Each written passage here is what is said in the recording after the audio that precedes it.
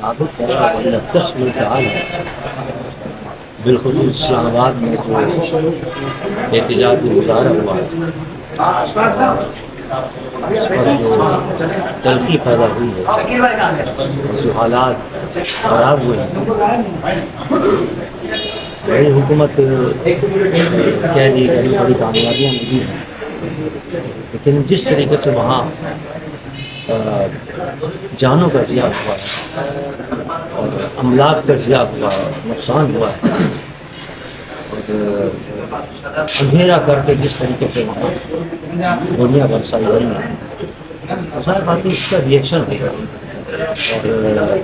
یہ کوئی اچھی بات نہیں ہے، یہ کوئی کامیابی نہیں ہے۔ کامیابی تب تھی کہ وہاں مذاکرات کے ذریعے اس مسئلے کو حل کیا، طاقت کے ذریعے حل کرنا یہ کوئی مسئلہ نہیں ہے، اس کے نتائج بڑے خراب ہوں گے بلکہ نکلنے شروع ہو۔ ابھی خبر آئی ہے کہ کیا نام ہے بنوں کے اندر کینٹ پر حملہ ہوا، دیگر چوکیوں پر حملے شروع ہو گئے۔ یہ تو آپ نے آپریشن کر کے اور ایک ملک کے اندر کے انتشار کی کیفیت پیدا کر دی ہے اور نفرتوں کو جنم دیا ہے، نفرتیں پیدا ہو رہی ہیں۔ فوری طور پر ضرورت ہے کہ ان نفرتوں کو ختم کیا جائے اور اب بھی وقت ہے کہ بیٹھ کر مذاکرات کے ذریعے مسئلے طے کیے جائیں، ورنہ یہ نفرت اگر بڑھ گئی تو خدا نخواستہ ملک کی سالمیت جو ہے وہ بھی ختم پڑ گئی۔ تو حکومت کو مشورہ دے سکتے ہیں، مشورہ دے رہے ہیں، مسلسل مشورے دے رہے ہیں کہ ان مسائل کو سیاسی طور پر حل کیا جائے، مذاکرات کے ذریعے حل کیا جائے، طاقت کے ذریعے مسئلہ حل کرنا مناسب نہیں۔ جمعیت علماء پاکستان کا اجلاس ہوا تھا ابھی، تو سندھ کی معاملہ کا اجلاس ہوا تھا،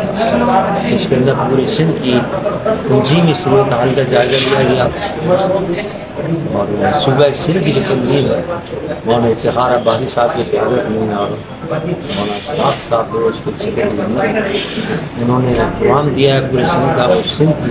تنظیم سازی کے سلسلے میں پورے سندھ کا دورہ کرنا ہے۔ انشاءاللہ کا دورہ ہوگا، اس کے بعد تربیتی نشستیں ہوں گی، انشاءاللہ ختم نبوت کے پروگرام انشاءاللہ منعقد ہوں گے، اس کے بعد مرکزی قائدین کا دورہ ہوگا انشاءاللہ۔ کوشش کر رہے ہیں اس ملک کے نگران مصطفیٰ صلی اللہ علیہ وسلم کے نکال کی جدوجہد کر رہے